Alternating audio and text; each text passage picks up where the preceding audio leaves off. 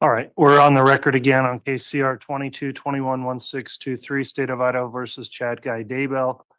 We've got three separate motions to take up this afternoon, actually two motions. One is a notice from the court on a issue relating to designation of victims. So as a first initial comment I'll just make, we did get these motions in limine under seal, and I did find it was appropriate to have them sealed for a couple of reasons under ICAR 32. First, we were at the time we did not yet have a jury seated and impaneled, and we do now.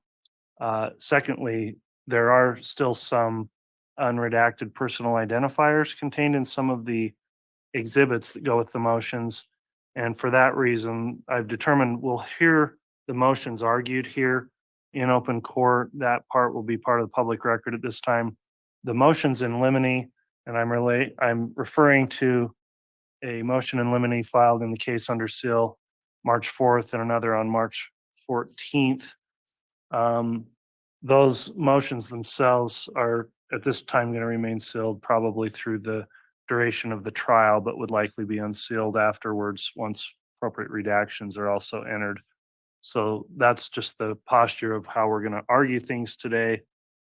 In addition, as I mentioned, we had the issue that came up on the court issuing an order with a request that we discuss the designated, if any, victims for the case for purposes of both sorting out the exclusionary rule and who that applies to, as well as any potential victim impact statements that may come into play in the case. So there are two motions from the state, and I don't really necessarily have a preference as to what order we take those up in. Maybe we could start with the designation of victims in the case and then move on to the motions in limine. Who would be arguing, if there is any argument for the state, in terms of whether or not a designated victim would be appointed in the case for those reasons? So who from the state will address that? I can, Your Honor. All right. The court did send out a notice, basically just requesting clarification of that, where we're at in this stage of the proceedings. I'd like to know if the state is intending to make any designation of victim. Victims are designated by Idaho Code 195306, as well as the State versus Shackelford case does some analysis of that. We dealt with that in our previous trial. Other victims simply qualify based on familial relationship, but the designation is something that needs to be determined by the court. So, Mr. Wood, if you'd like to address that, I'll hear from the state. Thank you, Your Honor. In terms of designated victims, or I think trying to remember the terminology used last year, but the victims who stand in the place of someone else, we would ask again that Kay Woodcock be allowed, as she was in the last trial, to stand in for Charles Vallow. Last year, Summer Shiflett had been a designated victim representative for Tylee Ryan. This year, that would be Annie Cushing, who actually has the same relationship to Tylee Ryan, just through Tylee's biological father, Joseph Ryan, who's deceased. Other than that, all the victim information would be the same as it was in the co-defendant's trial. Okay, and to be clear then, the Annie Cushing would be the sole designee, right? We're not asking for multiple designated. We're not asking for multiple designees. There would be other victims related to Tylee Ryan, such as her brother Colby. Okay. But in terms of the designee, just Annie Cushing. That's it. Okay, thank you. Does the defense have any input or statement or argument on the issue, Mr. Pryor? Judge, as far as the designation of Kay Woodcock and Annie Cushing, I don't think I have an objection to that. Okay, counsel, without walking through, I would incorporate the analysis. It wasn't the other case, but we did an analysis through an order in the case previously. I think I've got a printed copy of that order here. In case CR 22-21-1624, State of Idaho versus Lori Vallow, some of the same people here. And in that memorandum decision and order talking about and the court's order excluding witnesses and reviewing both Idaho Code 195306 and State versus Shackelford 155 Idaho 454. The court incorporates that analysis and without objection would determine that Kay Woodcock would remain as a designated victim in the case and not subject to the exclusionary rule. Also permitted to make a victim impact statement if the case ends there. And that becomes an issue. In addition, that Annie Cushing, based on that relationship that's been not objected to, the court also finds it's proper as a designated victim under both the statute and the Constitution. So I'm trying to recall, I think there may be a form through the prosecutor's office that victims form that a victim witness coordinator would provide or something, but I'll make the record here on this ruling. And then if there's any follow-up we need of any further submission, we'll either advise the state or the state can just get that filed. And it was my understanding that those had been filed, but if they have not, or if there's any clarifications needed, we will certainly take care of that.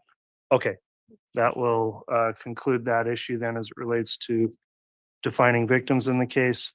So then we've got remaining the motions in limine, and I'll note that there are two separate. There's a motion in limine filed March 4th, 2024, and that relates to a proposed statement the state seeks to introduce relating to a statement made from a witness, Janice Olson, regarding Tammy Daybell's life insurance coverage. The other motion was filed March 14th, titled the second motion in limine, and that as it relates to statements the state wishes to introduce through testimony of witness Janet Anderson relating to alleged statements about Tammy Daybell being called, quote, or that she is a zombie is the quote. So why don't we start procedurally then with the earliest filed motion first on the life insurance and Janice Olson, and I'll hear your argument on that, Mr. Wixom. Thank you. Would Your Honor prefer that I do it from the table or the podium? The table's fine, Mr. Wixom. Thank you. Your Honor, I won't assume that given the breadth of this case and the time that's passed that the court has these motions memorized, but I do intend to simply provide a brief overview and then respond to any questions or inquiries the court might have. All right. Judge, with respect to this first motion in limine, I think as explained in the motion, Janice Olson was a coworker of Tammy Daybell's at the school that she worked at. Apparently at least a friendly acquaintance, if not a friend, someone that she had lunch with and visited with and talked to. Janice Olson back in, I believe, May of 2020 was interviewed by Detective Bruce Mattingly. In that interview, she had explained to Detective Mattingly that by her timeline, her best estimate, roughly, I believe it was a month before Tammy passed was the time that she attached to it. She and Tammy had been visiting at the school, and Tammy had made I'll characterize as a passing comment to the effect that my husband wants me to up my insurance. Something to the effect of, I'm getting closer to retirement, but he wants me to up my insurance. Subsequent, we believe to that, and perhaps the application was filed before the conversation. We aren't certain, but they were clearly close in time because this occurred the first part of that school year. An application was submitted to the appropriate administrator at the school that was signed by both Chad and Tammy that effectively requested an increase of life insurance from the school provided $50,000 to add an additional $80,000 that was an optional coverage that Tammy would have to pay for. But that application, in fact, was submitted, signed by both Chad and Tammy. The state believes that if the court does rule that this evidence that would come in the form of Janice Olson's testimony, repeating what she had heard from Tammy, which includes a statement from Chad, that if the court rules that it is admissible, that it would be relevant on a number of grounds. One would be, it would be relevant on the insurance fraud charges, because it would simply show that Mr. Daybell, it would support the factual showing that Mr. Daybell, in fact, did up the insurance, then did go forward with the plan through a conspiracy, take Tammy's life, and then made the claim that insurance, and in fact, did receive a claim check for the full amount. If a jury were to find that, then clearly Mr. Daybell, under Idaho law, as cited in the brief, would be precluded from taking that benefit under what's called the Idaho Slayer statute. You cannot take someone's life and then financially benefit from that. So it's relevant to that point. It's also relative to the conspiracy to commit murder charges and the murder charges, in that it does would tend to show an intent, motive, plan of Mr. Daybell and or his co-conspirators to take the life of Tammy Daybell.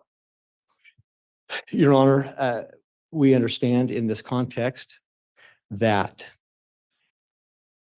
Ms. Olson's testimony about what Tammy said her husband had said has two layers to it. The first layer would be Mr. Daybell's statement about wanting Tammy to up the insurance.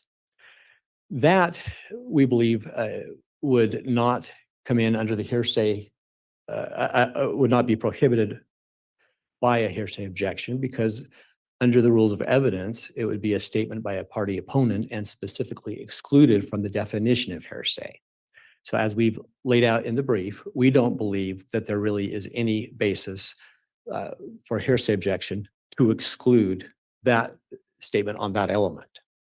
Now, the second layer would, of course, be Tammy's relaying to Janice Olson that my husband said I wanted the insurance up. To the extent that is a statement from Tammy to Janice, we believe that under the Idaho Rules of Evidence 803(3), that would be admissible by this court as a statement that Tammy did in fact make as to her own mental and physical state. We believe that's true for a few different reasons. Effectively, we believe that when Tammy tells Janice, my husband wants me to up my insurance, she is in that same breath effectively indicating that that's not necessarily her wish. She is just communicating her husband wants the insurance. That, Your Honor, I think is reflective of Tammy's intention or lack of intention with respect to a desire to increase the insurance. To some extent, it likewise goes to Tammy's feeling of good health. I think generally there's a tendency for people to maybe increase life insurance if they feel like there's more likely to be a claim, if there could be a health issue. If someone is feeling healthy, they might be less likely to worry about increasing and taking on the cost for life insurance. So I do think there's some element and aspect of this that does show Tammy's self-perception as to her health. But it certainly goes, I believe, to distinguish her intent from Mr. Daybell's intent.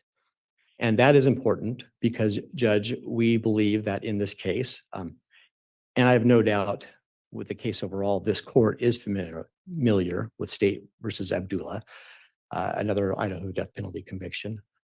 Likewise, I suspect the court is also familiar with State versus Radabah, both cited in the brief. They both stand for the proposition that statements of a victim may be admitted for purposes to help explain, well, really for explanatory circumstances as to either a defendant and or the victim. And that can come in the state's case in chief. It can come as a response to a defense.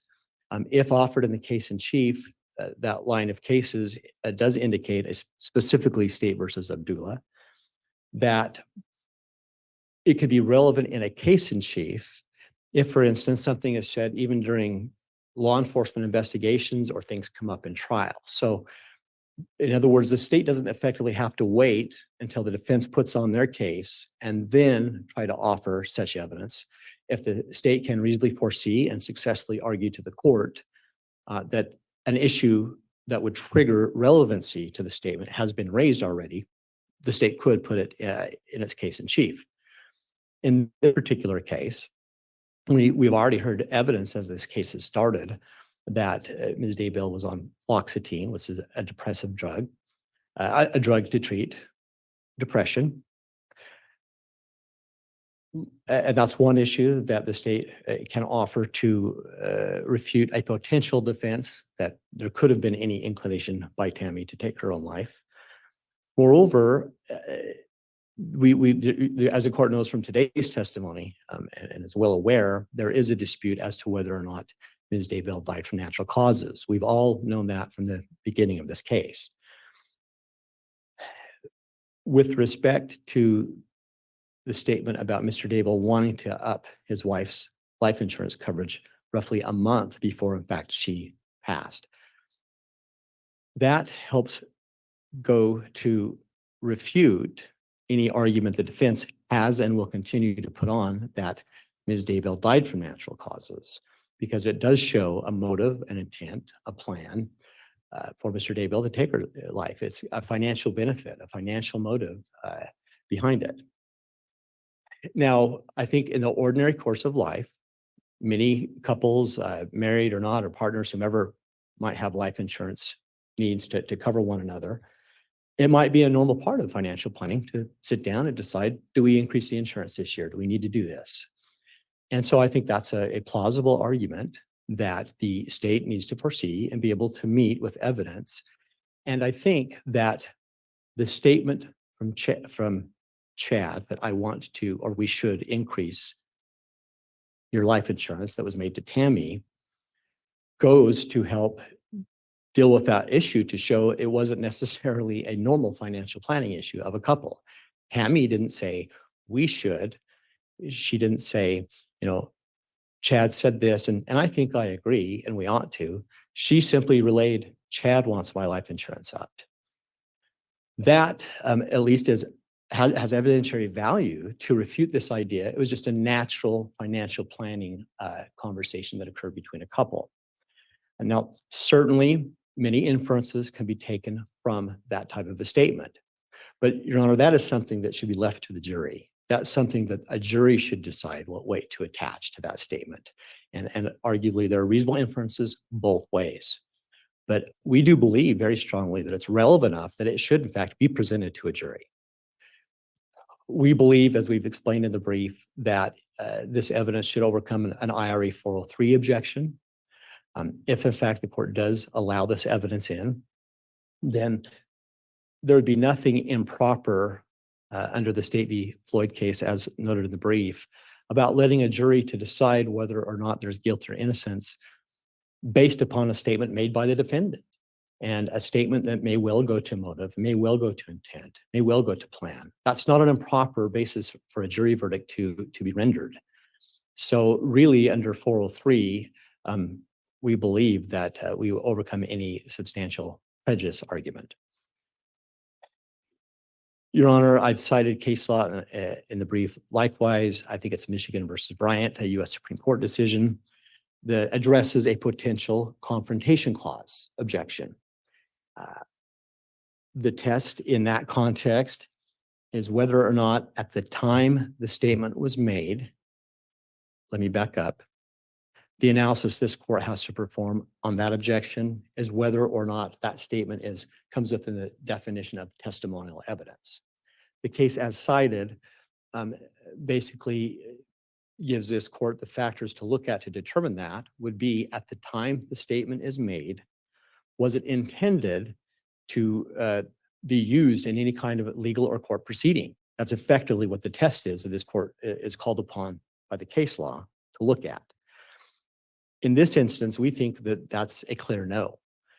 This statement from Tammy to Janice, as made from Chad, was made roughly a month before Tammy even passed, long before charges were even brought.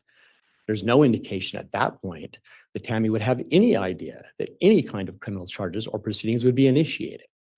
And so frankly, we do believe under that test, there simply is no viable confrontation clause objection to be had against the evidence.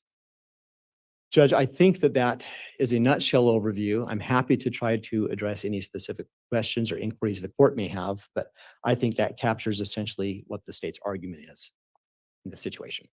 All right, thank you for the argument, Mr. Wixom. I do have the briefing. I don't have any specific questions for you at this time, so I will hear from the defense. I would note we did receive an objection from the defense filed on March 7th. Mr. Pryor, if you'd like to argue in opposition, you can do that. And Judge, can I have permission to remain seated? Yes. Thank you, Your Honor, for that. Judge, this is one of the concerns that I have primarily. You know, we're talking about Mr. Daybell allegedly making a statement to his wife. And then allegedly Tammy Daybell taking that statement that she heard from her husband, relaying that to a third party, and that third party then getting in court and testifying about that statement.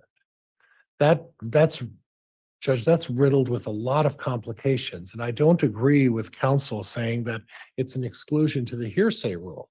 If you look at the present 803, I believe it was 803.3 that counsel cited. It was.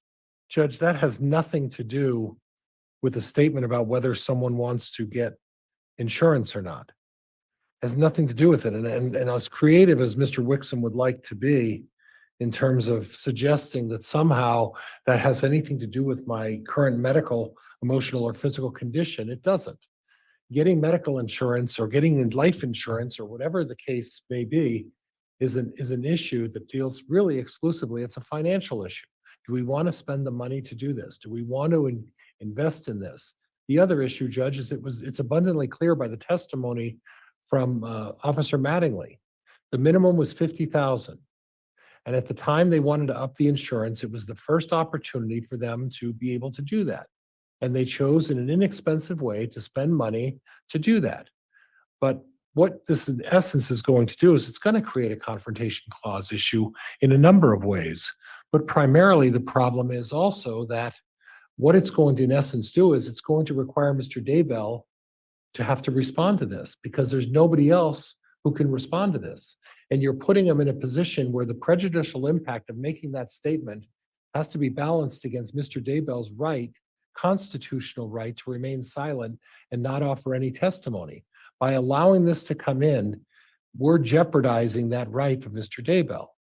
The other issue, Judge, is that the prosecuting attorney has had this information, from what I understand, for 3 or 4 years. And as the trial is starting and as the trial is progressing, they file a motion in limine while the trial is already commenced. And if the court recalls that back on the close in time. Before the trial, but Right. it was in March. It was March 4th. Okay. But the difficulty, Judge, is that at the last motion in limine that they brought, the court said you're getting tired, or at least you're growing weary of all of these motions in limine. They had ample time to bring this up. And the prejudice to defense counsel is significant. Because the jury could easily read that and say, oh, the grand conspiracy. Mr. Daybell must have said that to Tammy. Tammy must have said that to this witness. And now this witness is going to testify about what she said. Judge, there's no way for me to defend that. There's no way for me to challenge that short of putting Mr. Daybell on the stand unless there was somebody else. And I haven't had sufficient time, nor will I have sufficient time to even investigate whether there were other people involved or other people who heard this. So again, Judge, aside from the hearsay issues, and it doesn't fall under 803.3, Judge, aside from the confrontation issue, Judge, the prejudicial impact that it would have on this case and the bias that it would present greatly overstates the significance of the value of this information. And I think that it would put Mr. Daybell in a very prejudicial place and force him to make decisions about how we're going to tactically proceed to address that. And I just think at that point, Judge, I think the court would be making a mistake by allowing the prosecutor to bring this forward and do that. And again, it's riddled with hearsay issues as well. All right. Mr. Wixom, any rebuttal argument? I believe very briefly, Judge. First, as to the argument that this is some kind of a last minute attempt or approach, the defense did point out that the state has had this for years. I'm sorry, the state has had this information for years, but so has the defense. This was disclosed back to the defense by my records, July of 2020. Well, there's so much information, Mr. Wixom, and like putting somebody on notice of what statements that are, non-party statements or non-direct statements. It's the timing of putting them on notice in a motion in limine. I think that in fairness, just because it may have been disclosed somewhere, I do have some concern with the timing. I'll just address that. Well, with respect to Your Honor, I understand that. I would simply just point back to the cases cited in the brief. I understand it's the court's discretion how it handles and treats motions in limine. I think in the case law, and certainly in my experience, motions in limine are often not brought until during trial. Often they're brought before trial, and I understand that. We do believe that we simply argue to the court that because of that disclosure, the defense shouldn't be caught off guard, respecting what the court just said, and I'll leave it at that. Your Honor, I do want to go back to Rule 8033. That exception does not just address physical, but perhaps that's all I raised, but also addresses emotional and mental state of the victim. And so a mental state such as an intention to increase or not increase insurance, or a statement about physical health. I don't necessarily need to increase the insurance. My husband wants this done. So I do think that 8033 does clearly apply. Judge, with respect to some of the other arguments as to what this does, the state is here today because we believe we have a lot of prejudicial evidence against the defendant. That's why the charges have been brought, and that's why we're spending the time in the trial. To argue that just because a piece of evidence is prejudicial, it should be excluded, well, Judge, that's the nature of a criminal proceeding. Now, we don't believe that it substantially outweighs the probative value. There are some cases cited in the brief, particularly with respect to things like graphic murder crime scene photos that the courts have repeatedly ruled that even though they are highly prejudicial to the defense, they are nonetheless admissible by the state for the purposes of meeting their high burden of proof beyond a reasonable doubt. And so the arguments that are being made by the defense in that regard really are weight questions. They're arguments that he can be making during closing argument. Certainly, he can also address this issue of suggesting that it forces the defendant to take the stand simply is not correct. The defense counsel certainly has the ability, and we've seen him perform so far in this case, to cross-examine witnesses, and he would be able to address this through cross-examination of Ms. Olson. So it doesn't force or back the defendant into having to take the stand to defend himself, but really, in addition to that, in any criminal proceeding, a defendant is effectively put in the place where if they choose to meet any given piece of evidence, they may just have to make their own strategic decision whether they wish to waive the right to remain silent and defend themselves or not. And so I don't think it's an unfair argument to be made by the defense. I just don't think that they should succeed in that argument in this situation. This court can see from the record that this defense attorney is very aggressive with cross. He's very thorough. He's prepared. So I really think the state would argue to Your Honor that it simply isn't a viable argument to object upon. Under the confrontation clause, I've already cited that case law. I believe that the state will. I'll rest on that issue and let the court make its decision. But that's all I have. And Judge, Mr. Wixom brought up a couple things, and I just want to touch on one matter if the court gives me some leeway. You may, go ahead. And Judge, quite frankly, 404B is designed to give us notice and give us an opportunity to address these very issues. 404B does not apply to defense attorneys. It applies to the prosecution, and there's a reason for that. And the reason for that is that you don't want to get sandbagged by some motion close to or near the time for trial, and they bring up some obscure fact that says, yo, by the way, we're going to use this. And we're not going to give defense counsel an opportunity to do that. So I don't know where the good cause is to show that they are able to get around this and say, you know, for 4 years, we've had this information, and on the eve of trial, we're bringing this forward. And on the last note, I appreciate Mr. Wixom saying that about me on national TV about my skills, but I don't necessarily agree with him completely, but it was very kind of him to say that.